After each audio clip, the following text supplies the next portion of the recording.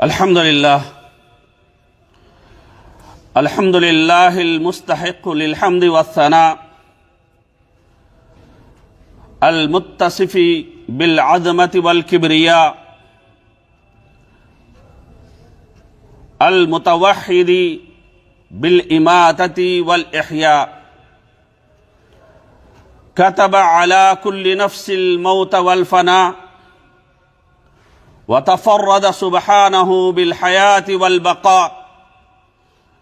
वअशहदु अन ला इलाहा इल्लल्लाहु वहदहु ला शरीक लहु फिल अर्दि वला फिस समा वअशहदु अन्न नबिय्यना मुहम्मदन अब्दुल्लाहि व रसूलुहु व सफ़िय्युहु व खलीलुहु मा अक़ल्लत मिस्लहुल ग़बरा वला अदल्लत अक्रम मिन्हुल खदरा सल्लल्लाहु अलैहि व अला आलिहि व अज़वाजिहि व अस्हाबिहिल बररतिल अत्क़िया अम्मा बाद क़ाल अल्लाहु अज़्ज़ व जल फ़िल क़ुरानिल मजीद अऊज़ु बिल्लाहि मिनश शैतानिर रजीम बिस्मिल्लाहिर रहमानिर रहीम वज़क्किर फ़इन्नज़्ज़िक्रा तन्फ़उल मुमिनीन वमा ख़लक़्तुल जिन्न वल इंस इल्ला लियअबुदून मा उरीदु मिनहुम मिर रिज़्क़िन वमा उरीदु अन युतइमून इन्नल्लाह हुवर रज़्ज़ाक़ु ज़ुल क़ुव्वतिल मतीन। ప్రశంసలు పొగడ్తలు సమస్త లోకాలకు ప్రభువైన అల్లాహ్ సుబ్హానహు తఆలాకు మాత్రమే అంకితం.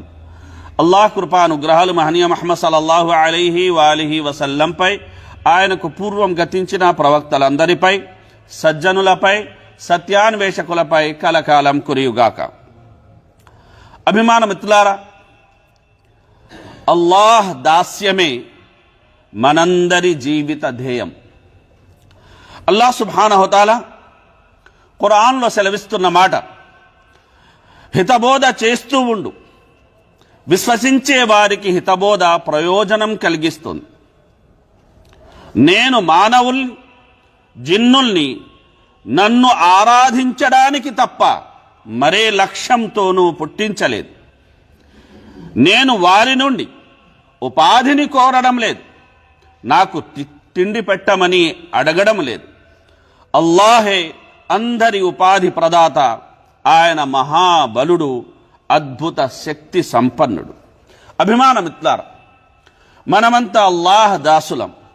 అల్లాహ్ మనందరి ప్రభువు, పాలకుడు, పోషకుడు, సంరక్షకుడు, మనందరి జీవన్ మరణాలకు అధిపతి, యజమాని.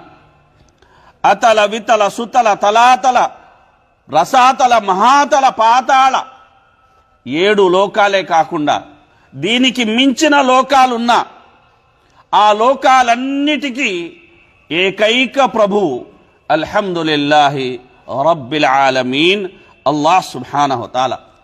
ఆయనే ఖాలిఖు కుల్లి షై, సృష్టిలోని చరాచరాలన్నిటికీ మూలము, సృష్టికర్త. కనుక అల్లాహ్ సుబ్హానహు తఆలా ఖురాన్లో సెలవిస్తున్నాడు, అలం తర అన్నల్లాహ యస్జుదు లహు మన్ ఫిస్ సమావాతి వ మన్ ఫిల్ అర్ద్ వశ్శంసు వల్ ఖమరు వన్ నుజూము వల్ జిబాలు వశ్షజరు వద్దవాబు వకసీరుం మినన్ నాసి వకసీరున్ హక్క అలైహిల్ అదాబ్ వమన్ యుహినిల్లాహు ఫమా లహు మిన్ ముక్రిమ్ ఇన్నల్లాహ యఫ్అలు మా యషా. భూమి ఆకాశాల్లో ఉన్న సమస్త సృష్టి రాసులు అల్లాహ్ ఎదుట సాష్టాంగ పడుతున్న విషయం నువ్వు గమనించలేదా? సూర్యుడు, చంద్రుడు, నక్షత్రాలు, పర్వతాలు, వృక్షాలు, జంతువులు, అనేక మంది మానవులు, దైవ శిక్షకు అయిపోయిన చాలా మంది మనుషులు కూడా సాష్టాంగ పడుతున్నారు. అల్లాహ్ ఒక వ్యక్తిని నీచునిగా అపకీర్తి పాలు చేయదలుచుకుంటే ఇక అతన్ని గౌరవించేవారు ఎవరు ఉండరు. అల్లాహ్ తాను తలచిన పనిని తప్పకుండా చేసి తీరతాడు. అభిమాన మిత్రులారా, సృష్టిలోని ప్రతి ప్రాణి, అది భౌతికంగా కనిపించేదైనా కనిపించనిదైనా, సూర్య చంద్ర నక్షత్రాలైనా, సముద్రాలైనా, అరణ్యాలైనా, అండపిండ బ్రహ్మాండాలోని అణువణువు ఇచ్చే సాక్ష్యం ఏమిటంటే ఈ సృష్టికి కర్త ఒక్కడే, ఆయన అల్లాహ్ సుబ్హానహు తఆలా మాత్రమే. ఆయన తప్ప మరో నిజ ఆరాధ్యుడు లేడు అన్న సాక్ష్యం అనేది ఈ సృష్టి చరాచరాలన్నీ ఇస్తాయి. అవన్నీ ఆయన ఆజ్ఞకే బద్ధులై జీవిస్తున్నాయి కాబట్టి వాటి మధ్యన ఘర్షణ లేదు.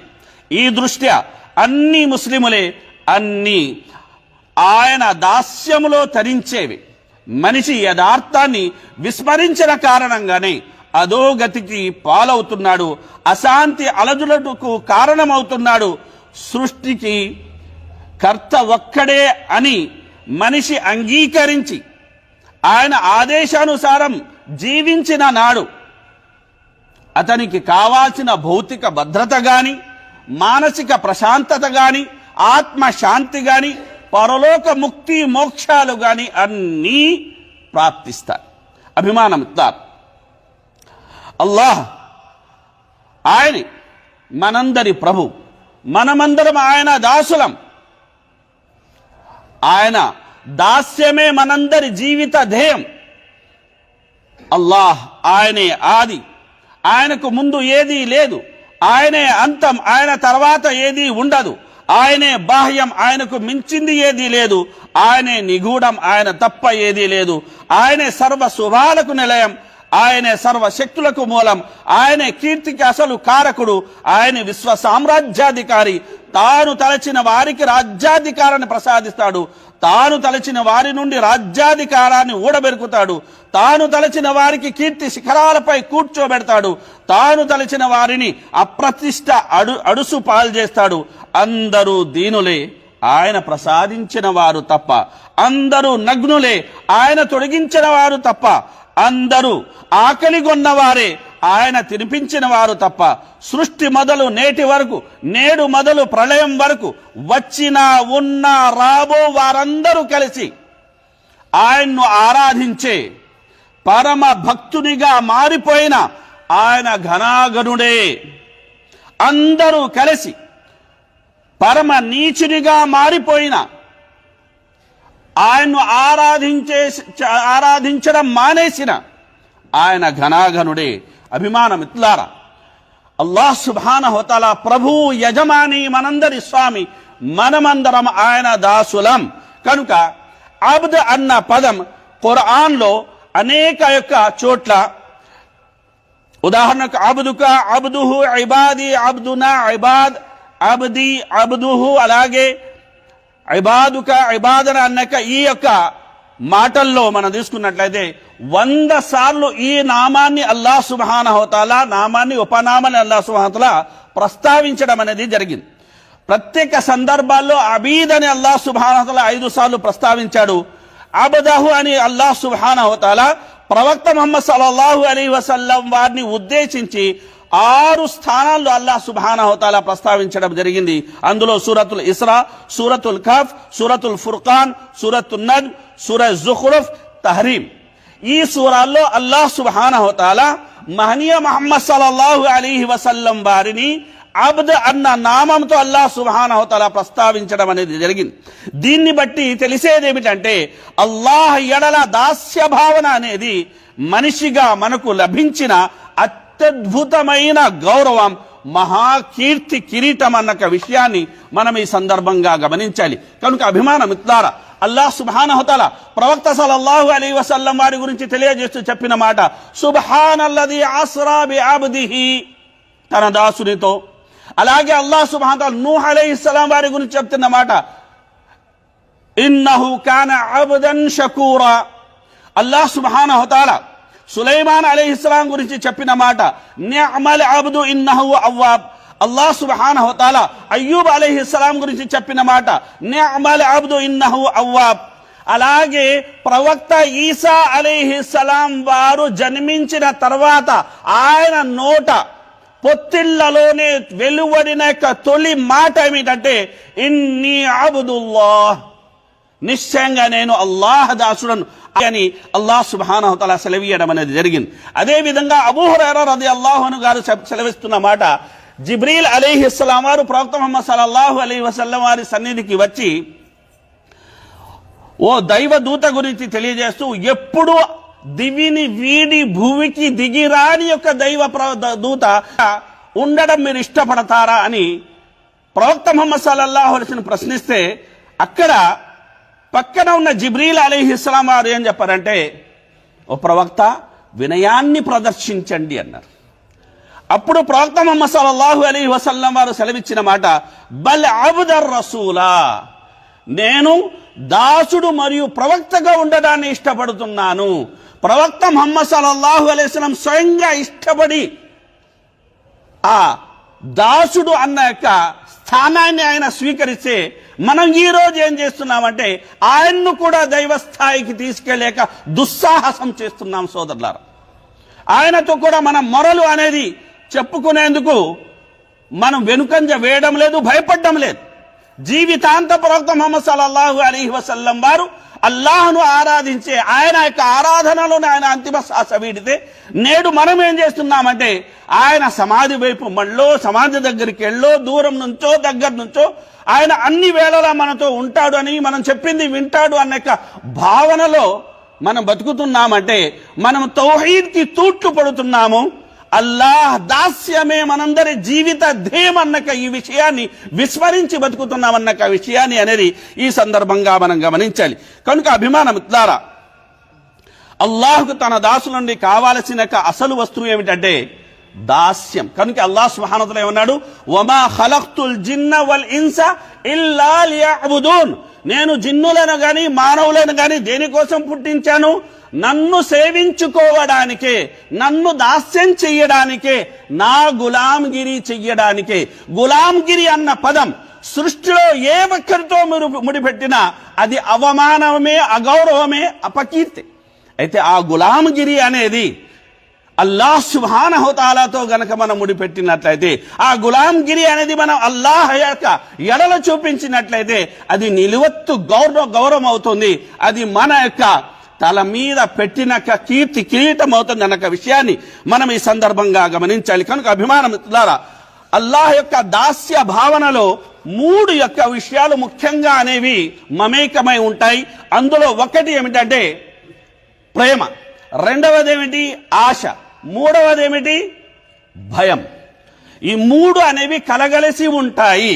కనుక వీటిని మనం దృష్టిలో పెట్టుకోవాలి. కనుక అభిమానమిత్రులారా, ఆరాధన లేక దాస్యం అంటే అర్థం అల్లాహ్ సన్నిధానంలో అణుకువను దీనావస్థను ప్రదర్శించడం. దీనిని ఖురాన్ ఖషియత్, తదర్రు, తౌబా, ఇనాబత్, ఖుషు, ఖుదు, అలాగే కునూత్గా అల్లాహ్ ఖురాన్ అనేది అభివర్ణించి, దైవ ఆరాధన చెయ్యడం అంటే దైవ సన్నిధిలో మనిషి తనను తాను పూర్తిగా అర్పించుకోవడం. ఇక ఈ ఆత్మ సమర్పణ చేసుకునే శక్తి ఎటువంటిది అంటే అది దౌర్జన్యభరితమైనది కాదు, బలాత్కరించేది కాదు. ఆ శక్తి ఎంతో ప్రేమమైనది, దాసుల పట్ల ఎంతో వాత్సల్యం కలది. మనపై ఆ శక్తి మేళ్లు అగణ్యం. అందుకే ఆయన ముందు అణకువను వినమ్రతను ప్రదర్శించే మనసు ప్రేమాతిశయంతో పొంగి పొర్లాలి. దాసునికి అల్లాహ్కి మధ్య గల ఆ సంబంధం అనిర్వచనీయమైనది. ఆ సమయంలో దాసుడు దైవభీతితో కంపించిపోతాడు. భక్తి పారవశ్యంతో దాసుని కంటే కన్నీరు ఒలికే యొక్క సమయంలో అతడు ఎంతో ఉత్సుకతో అల్లాహ్ వైపునకు ఆకర్షితుడు అవుతాడు. మామూలుగా మనిషి ఎవరినైనా భయపడ్డాడంటే అతను ఆ వ్యక్తి నుండి పారిపోతాడు. అయితే ఒక విశ్వాసి అల్లాహ్కు భయపడుతున్నాడు కానీ ఎవరి వైపు పారిపోతాడు? ఆయన వైపునకే పారిపోతాడు. ఎందుకంటే ఏదైనా ఇవ్వగలిగే యొక్క శక్తి కూడా అల్లాహ్ సుబ్హానహు వ తఆలాకు మాత్రమే ఉంది. కనుక శరణు కోరడం అనేది కూడా ఎవరిది? ఎవరి నుండి? అల్లాహ్ భయం నుండి అల్లాహ్ శరణే కోరుతాం మనం. కనుక ఇది ప్రేమతో కూడిన భయమే గాని ఏదో అల్లాహ్ సుబ్హానహు వ తఆలా దౌర్జన్యపడుడు, మన మీద దౌర్జన్యం చేస్తాడు అన్న భావనతో ఏర్పడ్డాక భయం కాదు. కనుక అభిమానమిత్రులారా, ఈ విషయాన్ని మనం ఈ సందర్భంగా అనేది గమనించాలి. అదేవిధంగా అభిమానమిత్రులారా, అల్లాహ్ ఎడల ప్రేమ అనేది ముఖ్యంగా ఈ దాస్య భావన అనేది 2 విషయాల్లో అనేది మనం వ్యక్తపరచాలి సోదరులారా. అనే దాస్య భావన మన నుండి కోరేక 2 విషయాల్లో ఒకటిది ఏమిటంటే అభిమానమిత్రులారా,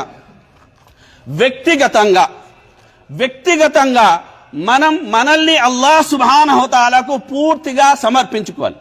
మన దైనందిన జీవితంలో రోజు మనం ఏదో ఒక పనికి బయలుదేరుతాం. మన ముందర రెండు మార్గాలు ఉంటాయి.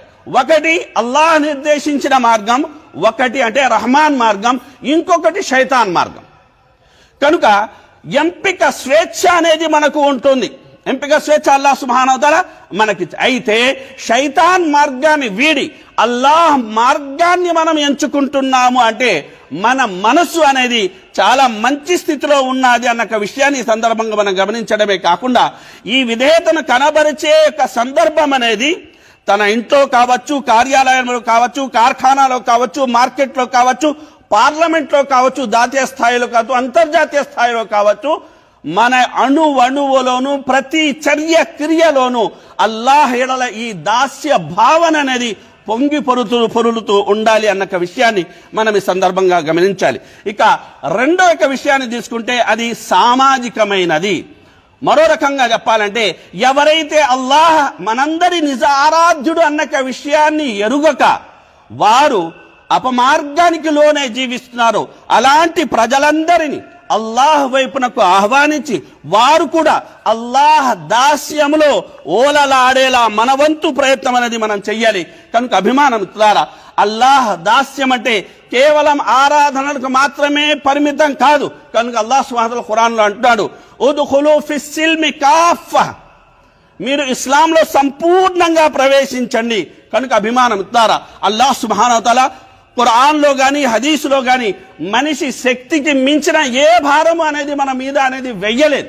కాబట్టి అల్లాహ్ ఆదేశించిన విషయాల్లో మనం అనేది శక్తి వంచన లేకుండా అల్లాహ్కు విధేయత చూపే ప్రయత్నం అనేది మనం చేయాల్సిన అవసరం, ఆవశ్యకత ఎంతైనా ఉంది. ఇక అభిమానం ద్వారా అంతిమంగా అల్లాహ్ సుబ్హానహు వ తఆలా దాసుల్లో ఉండాల్సిన కొన్ని గుణాలని ప్రస్తావిస్తూ నా మాటను నేను పూర్తి చేస్తాను. అభిమానం ద్వారా ఈ దాస్య భావన ఎందులో ఉందంటే సూరతుల్ అస్ర్లో కూడా ఉంది. ఎందుకంటే అభిమానం ద్వారా ఈమాన్ అనేది ఆత్మ వంటిది, అంటే ఆచరణ అనేది శరీరం వంటిది. కనుక కేవలం ఒక వ్యక్తి అంటున్నాడు నేను మనసుతో అల్లాహ్ను ఆరాధిస్తున్నా అంటే అతను అబద్ధికుడు. ఒకడు అంటున్నాడు మనసుకు ప్రమేయమే లేదు, కేవలం దేహపరంగా మాత్రం నేను అల్లాహ్ను ఆరాధిస్తాను అంటే కూడా అతను అబద్ధికుడు. మనసు అలాగే శరీరం రెండు మమేకం అవ్వాలి, రెండు అవిభాజ్యాలు అవ్వాలి. మనసులోను అల్లాహ్ను మనం ఏ విధంగా ఫీల్ అవ్వాలంటే ప్రవక్త సల్లల్లాహు అలైహి వసల్లం వారు అన్నారు, అంత అబుదల్లాహ కఅన్నక తరాహు, నువ్వు అల్లాహ్ను చూస్తున్నావన్న తన్మయానికి లోనే ఆయన్ను ఆరాధించాలి. నీ దాస్యం ఆ స్థాయిలో ఉండాలి. ఒకవేళ అది సాధ్యపడకపోతే ఆయన నిన్ను గమనిస్తున్నానక ఈ భయం భీతితో నేను అల్లాహ్ను ఆరాధించాలని చెప్పారు. కనుక మన దాస్య స్థాయిని మనం పెంచుకోవాలి. ఏ స్థాయికి పెంచుకోవాలి అంటే అల్లాహ్ సుబ్హానహు వ తఆలా అడగాలి, నా దాసుడా నీకేం కావాలి. కనుక అభిమానం ద్వారా ఈ విషయాన్ని గుర్తుపెట్టుకోండి. ఇక అంతిమంగా అల్లాహ్ సుబ్హానహు వ తఆలా తన దాసుల గురించి ఖురాన్లో చెప్పిన మాట, వ ఇబాదుర్ రహమానిల్లదీన యమ్షూన అలల్ అర్ది హౌనా, కరుణామయుని భక్తులు ఎలాంటి వారంటే భూమిపై విర్రవీగకుండా నమ్రతగా నడుస్తారు. మూర్ఖులతో వాదనకు గనక దిగాల్సి వస్తే వారికి సలాం చెప్పి వెళ్ళిపోతారు. నిలబడి ప్రార్థన చేస్తారు, సాష్టాంగపడుతూ రాత్రిళ్ళు గడుపుతారు. అదే విధంగా నరకాగ్ని నుండి కాపాడమని అల్లాహ్ను వేడుకుంటారు. దుబారా ఖర్చు చెయ్యరు, పిసిడారితనానికి వారు ఒడిగట్టరు. అలాగే అల్లాహ్ను వీడి ఎవరిని వారు కలవరు, ఏ ప్రాణిని అన్యాయంగా వాళ్ళు హతమార్చరు, అసత్యానికి వారు సాక్షులుగా ఉండరు. పనికి మాలిన వ్యవహారం మీదగా వెళ్ళవలసి వస్తే హుందాగా దాటిపోతారు. అలాగే ఏదైనా అల్లాహ్ యొక్క ఆయతులు వారి మీద చదివి వినిపించినప్పుడు అందులుగా బదిలీలుగా మారి వారిని నిర్లక్ష్యం చెయ్యరు. వారు రబ్బనా హబ్లనా మిన అజ్వాజినా వ దుర్రియాతినా ఖుర్రత ఐను వజఅల్నా లిల్ ముత్తఖీన ఇమామా, ప్రభు మా భార్య పిల్లల ద్వారా మా కంటికి చలువను ప్రసాదించు, మేము దైవభీతి పరులకు నాయకులయ్యేలా దీవించు స్వామి అని వేడుకుంటారు. అలాంటి వారు ఉలాయిక యుజ్జౌనల్ గుర్ఫత బిమా సబరు, అలాంటి వారే తమ సహనానికి ప్రతిఫలంగా పరలోకంలో అత్యున్నత స్థానాలు పొందేవారు. వారిని దైవదూతలు ఎంతో గౌరవిస్తూ శాంతి వచనాలతో స్వాగతిస్తారు. వారక్కడ స్వర్గంలో కలకాలం సుఖ సంతోషాలతో ఉంటారు. ఎంత మంచి నివాస స్థలం ఇది అని అల్లాహ్ సుబ్హానహు వ తఆలా సెలవిస్తున్నాడు. అభిమానం ద్వారా మనం ప్రస్తావించుకున్న ఈ విషయం ఏదైతే ఉందో అల్లాహ్ దాస్యమే మనందరి జీవిత ధ్యేయం అన్నాక ఈ యొక్క విషయం ఏదైతే ఉందో దీనికి మనం శక్తి వంచనలకు కట్టుబడి అల్లాహ్ యొక్క దాస్యంలోనే మన జీవితం, మన చివరి శ్వాస అనేది అంతమయ్యేలా మన ప్రణాళిక మనం రచించుకోవాలి, ప్రయత్నించాలి. అల్లాహ్ కృపా కటాక్షాలు ఖచ్చితంగా మనకు దక్కుతాయి అనడంలో ఎటువంటి సందేహం లేదు. అల్లాహ్ సుబ్హానహు వ తఆలా అన్న విన్న విషయాల్లో మంచిని గ్రహించి వాటికి అనుగుణంగా నడుచుకునే సద్బుద్ధి సద్భాగ్యాన్ని మనందరికీ ప్రసాదించుగాక. ఆమీన్. బారకల్లాహు లనా వ లకుం ఫిల్ ఖురానిల్ హకీం వ నఫఅని వ ఇయ్యాకుం బిల్ ఆయాతి వద్ దిక్రిల్ హకీం ఇన్నహు తఆలా గఫూర్.